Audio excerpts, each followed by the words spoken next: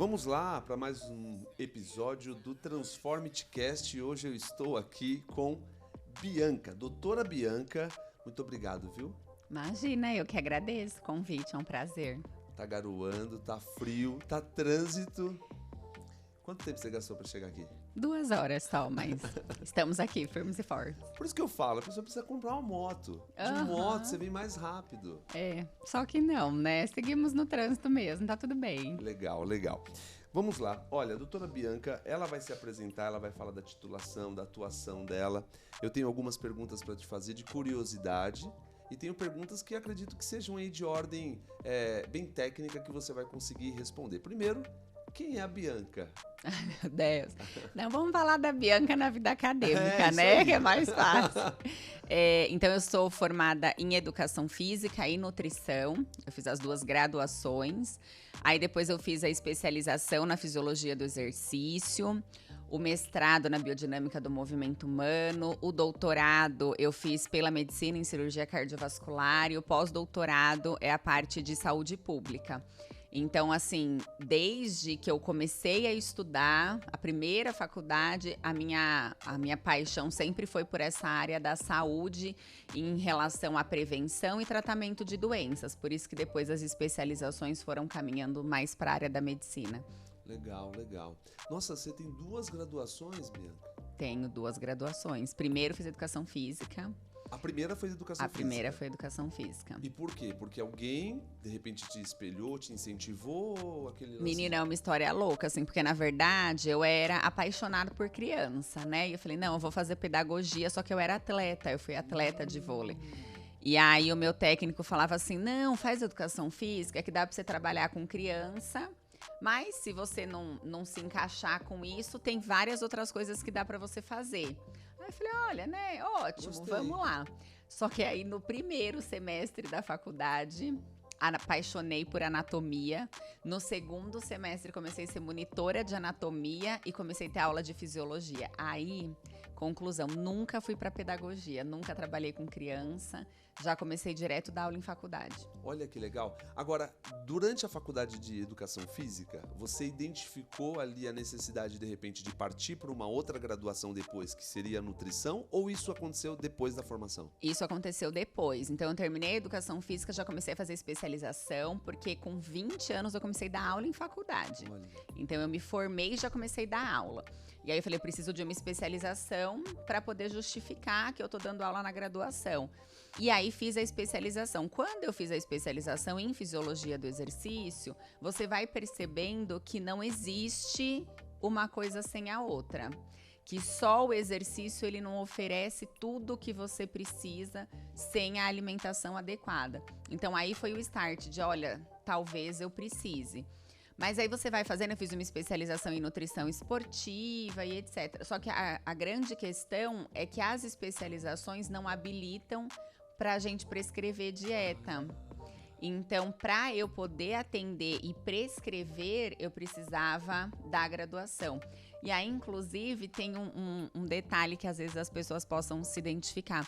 Essa segunda graduação, como eu já dava aula em faculdade, já tinha feito a especialização, já tinha vida muito corrida, eu fiz ela semipresencial. Então, eu fiz toda a parte teórica EAD, e aí eu só ia para a universidade quando tinha realmente laboratório, as práticas. E você já trabalhava, né? Você eu já dava aula, exatamente. Nossa, que interessante. Ó, eu chamo a doutora Bianca de Bi na informalidade, a gente trabalha junto e uma coisa que é bem interessante é o seguinte, toda a universidade, nós damos aula juntos no curso de medicina, toda a universidade, quando a gente tá ali na porta do elevador, a gente já olha e fala assim, se a Bianca vê isso, mata a gente. Por quê? Porque em um dos prédios nós temos 10 andares. E no outro prédio nós temos, 6 andares. Não tem jeito, se ela for dar aula no 10º andar, ela vai e desce de escada. Ela vai e volta de escada. Então, atividade física está inserida no seu dia a dia. Tá, sempre. Então, eu comecei muito cedo, né? Porque muito cedo, assim, na escola, eu tive um diagnóstico, que naquela época não era tão, assim, igual a hoje, de hiperatividade, só porque eu não conseguia assistir a aula sentada. Eu acho que isso é um absurdo, na verdade, para uma criança, né? E aí a psicopedagoga chamou minha mãe e falou: olha, mãe, eu acho que a gente precisa colocar ela num esporte. A minha mãe falou: mas ela já faz natação e balé.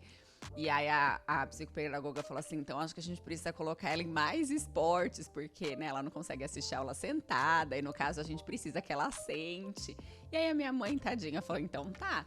E aí eu sei que eu fazia, assim, 2 modalidades esportivas todos os dias. Saía de uma pra outra, saía de uma pra outra, a vida inteira. Depois fui atleta de vôlei.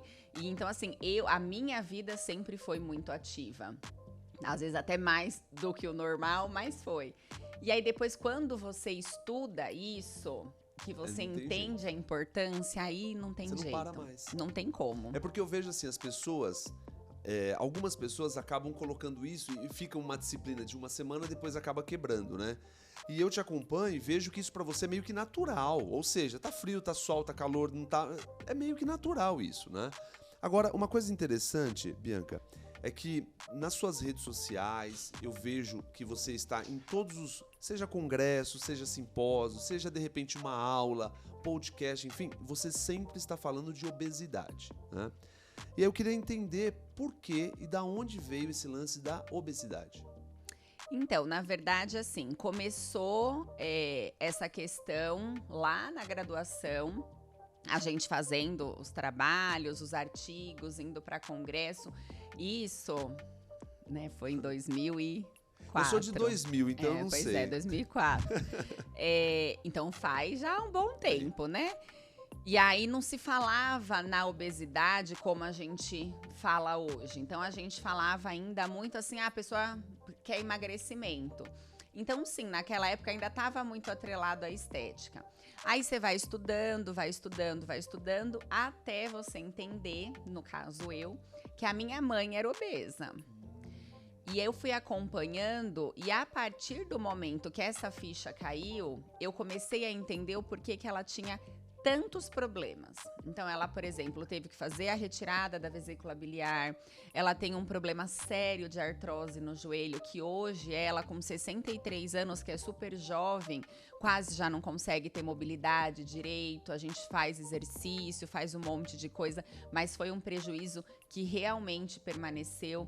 Então, assim, me acendeu o negócio de, olha, isso não é bom, não é legal. E aí você começa a entender... E Laércio, assim, olha, eu diria que a sensação é desesperadora no sentido que os estudos vão saindo, vão se atualizando e eles vão mostrando que não tem absolutamente nenhum sistema do organismo que não seja afetado pela obesidade. Então, se você me perguntasse sobre qualquer sistema, você fala, ai, tá, mas a obesidade, ela vai afetar o olho? Vai afetar o olho. Recentemente, saiu um estudo, ainda bem experimental, com animais, mas que acendeu, assim, vários alertas e trouxe algumas explicações. Que foi quando eles provaram que o excesso do tecido adiposo, que libera muitos mediadores inflamatórios, enfim, tem uma adipocina pró-inflamatória que consegue atravessar a barreira hematoencefálica, que consegue se ligar a um receptor na região do hipocampo, que é a região responsável pela memória. Então, eles viram, por exemplo, que a obesidade é um fator de risco para o desenvolvimento de Alzheimer. Olha só a correlação. Que os idosos que envelhecem com sobrepeso e obesidade perdem a memória mais rápido. Então, o que a gente luta muito, a gente que trabalha com obesidade, é nesse sentido de que as pessoas entendam que isso não é estética, porque isso não dá pra ver. Eu olho uma pessoa, não sei se ela tá perdendo a memória ou não, mas a pessoa obesa tá perdendo mais rápido. Seria mais ou menos assim, uma coisa é a qualidade de vida, outra coisa é a estética. Não, completamente diferente. Assim, a gente tem a saúde, a gente tem a qualidade de vida e a gente tem lá no fundão a estética. Então, se você falar assim, muitas pessoas procuram o emagrecimento por conta de estética, eu diria que a maioria. Só que a gente que trabalha com isso, quando a gente recebe alguém, a gente nunca vai só pela estética. Sim. Porque quando você visa estética, não necessariamente você mantém saúde, Exato. né? Você vai meio que de dentro pra fora, né? Não, total. Então, a característica é assim, olha, eu preciso que você chegue numa porcentagem de gordura X, porque isso determina um padrão de saúde. Chegou nisso daqui pra frente é estética. Aí é a pessoa que manda. Você sabe que uma coisa interessante que às vezes a gente não encontra isso em todos os profissionais, né? Mas a Bianca, ela, além de ser teoria, que é a professora na teoria, ela também é prática. Por quê? Porque você é consultora também. Quando o seu cliente, pra gente chamar cliente ou paciente, ele te procura, primeiro, é mais homens ou mais mulheres? E segundo, você já meio que responde, mas segundo, ele vem por estética ou ele vem por tô com medo, fui no médico e o cara me assustou? Então, assim, a gente ainda tem um número um pouco maior de mulheres, mas isso se deve até à nossa fisiologia, né? Os nossos hormônios que são mais predisponentes a acúmulo de gordura, sobrepeso, obesidade, então acaba sendo algo mais real. Só que tem muitos homens, então eu não consigo te falar assim, não, é praticamente só mulher. Acho que não é meio a meio, mas é quase. A gente tem muito o pessoal que vem em casal, que é maravilhoso, porque aí os dois fazendo Legal. junto acelera o processo. E a maioria vem por estética. A maioria vem. Então, olha, eu tô muito incomodado, eu não tô aguentando mais. Só que tem vários que eles emendam. Assim, olha, eu preciso perder isso aqui, então você sabe que é um incômodo estético. Mas aí, que nem eu tenho vários pacientes que falam, então, porque eu não aguento subir 2 andares de escada. Porque esses dias eu percebi que eu não estava conseguindo amarrar o tênis direito, porque a minha barriga estava impedindo. Então, obviamente, tem um fator estético, mas eles estão vendo que os hábitos do dia a dia estão prejudicados. Prejudicando eles. Exatamente. Ô, Bianca, na época da pandemia, nós estamos em 2022, 2020 e 2021, nós tivemos a pandemia aí. Você acredita que isso contribuiu mais, falando de obesidade, contribuiu mais para o desenvolvimento? Com certeza. A gente ainda não tem esses dados completamente fechados, ainda está em processo de levantamento no mundo inteiro, mas com certeza piorou. Por quê? Eu vou dar o exemplo meu, como você mesmo já falou. A gente, quando tá dando aula, quando tá trabalhando, você sabe, né? Que eu só subo de escada. É verdade. E a gente dando aula, você fica em pé, se mexe de um lado pro outro. Então, você tem ali um gasto calórico além do gasto calórico do exercício, daquilo que tá programadinho. Fomos, então, assim que começou, a gente foi pro remoto para dar aula só na frente do computador. E aí a gente se viu tendo que fazer muito mais coisas para ajustar toda essa situação. E aí, quando você vai ver, você passa, assim, 10 horas na frente do computador. Você senta às 8 da manhã, você vai sair 6, 7, às vezes 8 da noite fazendo as coisas. Almoça na frente do computador, enfim. Quando eu fui ver, assim, não tinha dado ainda 2 meses que a gente estava no remoto, eu engordei 2 quilos. Uau. Só que se você falar assim, você parou de treinar? Não. Eu continuava acordando cedinho para ir treinar antes de começar a trabalhar. O meu ritmo de exercício se manteve. Aí você tava comendo mais? Não. Eu tava comendo certinho, até porque É o gasto, então. a maior parte a gente tava na frente da televisão, do computador, você não fica comendo à toa. Exato. Só que aí você não tem a escada, o ficar em pé para dar aula, você não se mexe para lá e para cá. Então, assim, parece besteira, mas essas pequenas coisas do dia a dia, que a gente chama de atividade física, como, por exemplo, subir de escada. Ah, eu tenho 2 quarteirões da minha casa, é a padaria, mas eu pego o carro para ir. Então, assim, poxa, 2 quarteirões, obviamente, né? Não vai sair na chuva, no frio. Mas, assim, na maior parte das vezes, daria para ir a pé. Então, esses pequenos gastos calóricos ao longo do dia, quando a gente soma eles dão um resultado de gasto calórico muito eficiente. E as pessoas não se dão conta. Então, por isso que eu sou a louca da escada, Muito. entendeu? Gente, vamos de escada. Gente, vamos até ali a pé. Gente, vamos... Porque é muito importante. As pessoas têm até medo, às vezes, de comer perto dela. Ela nunca fala nada. Exatamente. Mas é a pessoa que já pega e fala, olha, eu sou um deles, já fala, olha o que eu tô comendo. Ela fala, poderia tá comendo uma fruta, né? Né?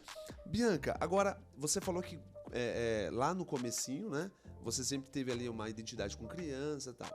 E aí agora, tecnologia, a pandemia inclusive, mas agora, tecnologia, tudo é celular, tudo mais. Às vezes os pais acabam achando até bom a criança, né, ficar pelo celular, fica ali próximo e tal. Só que isso, infelizmente, daqui 5, 10 anos ou até menos, nós teremos problemas. E a gente já tá acolhendo esses problemas, na verdade, né, Laércio? A gente tem essa geração hoje que é muito digital, que é muito tecnológico, que é bom, porque o mundo evoluiu para isso, Sim. estamos nós aqui, né? Só que a gente não tá tendo a contrapartida disso. Então, as crianças, elas não só estão com mais sobrepeso e obesidade, mas elas estão com déficit motor importante. Então, a gente tá vendo as crianças hoje, a coordenação motora tá prejudicada. Então, é só a gente fazer o reflexo. A habilidade que elas têm para mexer nos aparelhos digitais, por exemplo, a rapidez para digitar, para postar, para interagir com uma tecnologia nova, elas não têm para andar, para correr, para se mexer. Esporte. Não, esporte muito menos. Mas a gente tá falando assim de coisa básica, uma criança andando. Verdade. Ela anda com a biomecânica torta. Ela cansa muito fácil.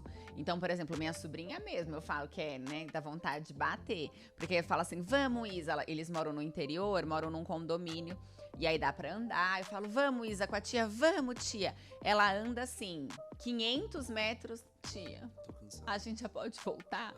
Mas a gente nem começou a andar. Porque não tá acostumado, entendeu? Então, assim, é um ponto importante, obviamente, que nem a educação física escolar, as atividades de estímulo motor na escola, mas não seria o suficiente. A gente precisaria de atividades extracurriculares ou desse momento com os pais mesmo. Legal. É interessante porque a gente puxa toda a sardinha pro nosso lado, né? Então, se você pega, por exemplo, um cara que é da gestão, eu gosto de gestão. Então, todos os lugares que eu estou, se eu vou num restaurante, por exemplo, eu fico vendo lá aquele lance de uma demora muito grande para atender, uma qualidade, de repente, que tenha dentro de... Agora, há pouco tempo não, faz bastante tempo, eu vejo nas suas redes que você está andando a cavalo agora. E esses dias a gente estava conversando entre professores e tal, e você falou uma coisa que chamou a atenção, que te impactou bastante, né? Que é a questão de as pessoas não acreditam que, de repente, andar a cavalo tem algum tipo de esforço, enfim. Eu queria que você comentasse sobre isso. Não, então, na verdade, foi uma surpresa, porque, imagina, né, eu não tenho afinidade nenhuma com o mato, eu cresci na cidade, nunca tive esse contato, mas o meu marido é o contrário, então ele cresceu nesse meio de fazenda, andando a cavalo, e aí ele falou, não, vamos andar, que é gostoso. E eu nunca tive medo de nada, assim, na verdade eu gosto dessas coisas de esporte de aventura, exatamente. Falei, então vamos, bora sem medo cima. de ser feliz. E a gente fica com os reloginhos que marcam, né, a frequência cardíaca e etc. E justamente pelo fato de eu treinar bastante tempo, não é qualquer coisa pro relógio que contabiliza como exercício pra mim. Então, às vezes, a gente vai fazer uma caminhada. Como é algo que não eleva muito minha frequência cardíaca, ele nem entende que eu tô fazendo exercício, mas eu tô lá caminhando. Mas como é leve, passa. E aí, a primeira vez que eu fui andar, assim, a cavalo com ele, a gente andou pouco, andamos por uma meia hora. De repente, o reloginho vibra. Parece que você está fazendo exercício. Quer contabilizar? Eu falei, gente, que relógio doido. Como assim? Parece que eu tô fazendo exercício. Aí, daqui a pouco, eu olho a frequência cardíaca mais alta. Por isso que ele pegou. Falei, mas não é possível. E ficou, e passou, falei, foi só alguma coisinha. Uma outra vez a gente foi para um lugar um pouco mais longe, então no total, entre ida e volta, deu assim, umas 3 horas que a gente andou a cavalo. Mas aí você fala, poxa, eu tô sentada em cima, né, do animal, o que eu tô fazendo? E de repente bateu assim, 1000 calorias gastas. Eu falei, meu Deus do céu, de onde veio? E aí, a louca, né, da fisiologia... Vai pesquisar. Fui pesquisar. Então, assim, toda a musculatura que a gente precisa manter contraída para que a gente consiga se sustentar em cima do cavalo, pros desce, sobe, que ele faz, etc., faz muita força. Então, você fica com a musculatura ativada o tempo inteiro. E aí você entende o porquê que é muito utilizado a ecoterapia. Verdade. Para muitas doenças, para muitas reabilitações. Porque é uma coisa que você não se percebe, mas que você tá estimulando o corpo inteiro. Verdade. Então, assim, é muito legal porque você vê, eu estudo exercício uma vida inteira. E aí, de repente, vem uma coisa completamente Que entrou nova, na sua vida, que eu né? nunca imaginei e que gasta, por exemplo, mais calorias do que uma corrida. Tá vendo? Olha que loucura. Depois eu vou fazer um teste de moto. Acho que também. De moto, acho que eu tô gastando. Acho que não é tanto, mas tudo bem. Olha só, vocês viram que a Bianca, ela não é só bonita, a Bianca, ela não é só didática, a Bianca não é só competente, então isso é um conjunto, né? Todos os alunos, porque a gente dá aula nas mesmas turmas, né? E todos os alunos são unânimes, né? É muito didática, o assunto dela, o tema, é um tema que aguça bastante, mas também distancia, né? Pode ser, tem pessoas que gostam, tem pessoas que não gostam. Mas para nós fecharmos, eu vou fazer uma pergunta para você que é a seguinte: tem como dissociar o educador físico do nutricionista na Bianca? Não tem, Laércio. Na verdade, eu acho que não tem nem na Bianca, nem na vida, né? Isso é uma coisa que a gente bate muito na tecla. Até, por exemplo, como você falou, eu coordeno cursos para educação física, para nutrição. E não existe uma coisa sem a outra. E aí você fala assim, então todo mundo precisa ter as duas formações? Não. Mas todo mundo precisa entender sobre o outro assunto. Então, o mínimo, se eu não tenho as duas formações, por exemplo, eu sou só nutricionista, eu tenho que saber conversar com um profissional de educação física e entender o que ele está fazendo. Porque senão, por exemplo, vou te dar um exemplo muito simples.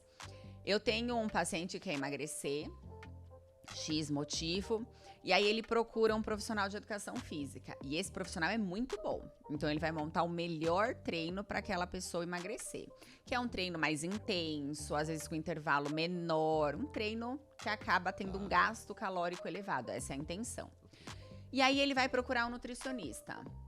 E ele vai fazer a melhor dieta, que é o quê? Uma dieta mais restritiva, que eu vou conseguir ter um déficit calórico importante. Só que se os dois não se conversam, essa pessoa, ela vai se sentir muito cansada, ela não vai render tanto, porque às vezes ela tá fazendo um esforço muito intenso para uma dieta muito restrita. Então você fala assim, os profissionais estão errados? Isoladamente não. Cada um fez o melhor dentro da sua área. Mas se eu não tiver esse cuidado, aí você fala assim, tá, mas eu posso, por exemplo, como nutricionista, perguntar, você faz exercício? A pessoa vai falar, faço. Mas qual exercício? Como? Qual a intensidade, como que tá essa periodização, esse planejamento? Isso quem vai saber é o profissional que prescreveu. Então, eu não preciso obrigatoriamente ter as duas formações, mas eu preciso ter o diálogo, eu preciso ter essa intervenção multidisciplinar. E aí é o que a gente fala, mais do que multidisciplinar, isso precisa ser interdisciplinar. Exato. Eu preciso conversar, eu preciso compreender. E às vezes a gente fica até com uma birrinha, não, gente, o resultado vai ser muito melhor. E aí esse aluno, esse paciente que vai ter um super resultado é sua vitrine. Ele performa mais rápido, né? Total, ele consegue melhorar em todos os aspectos. Quem quer ser o professor? O fulano, a fulana. Quem quer ser o nutricionista? O fulano, a fulana. Então, assim, não é demérito nenhum, muito pelo contrário. Então, a gente tem que tentar conversar. E hoje, basicamente, para qualquer coisa que você pensar para viver bem, a base de tudo é ser fisicamente ativo e ter uma alimentação saudável. Eu sou só fisicamente ativo, mas minha alimentação é péssima? Não resolve. Eu me alimento bem, mas eu sou extremamente sedentário? Não resolve. Então, assim, de mim não tem como separar, mas na verdade não se deve separar de ninguém. Na vida. É isso aí. Ficou então esse recado para você que de repente quer estudar nutrição ou quer estudar educação física, ou já estuda nutrição e já estuda educação física. E o mais legal é o seguinte, viu a trajetória, a graduação, depois veio a especialização, depois veio o mestrado, veio o doutorado e o pós-doutorado, que é o desenvolvimento da excelência, entende? Você tem que estar dentro de uma determinada área na qual você tem a relevância para trazer ali um conteúdo e tenha uma autoridade dentro da área. Então hoje nós falamos com a doutora Bianca, que é professora, é gestora e também consultora, além de nutricionista e educadora física. Bianca, muito obrigado. Ai, obrigada Foi bacana, eu. Foi maravilhoso, eu adoro. Bom, que legal, que bom. É isso aí, ficamos aqui. A doutora Bianca é professora da Faculdade TH também. E você está acompanhando agora, eu não sei em que plataforma de streaming, mas acompanhe a Faculdade TH no Instagram, no LinkedIn, no Facebook, no YouTube e entre outros. Até mais!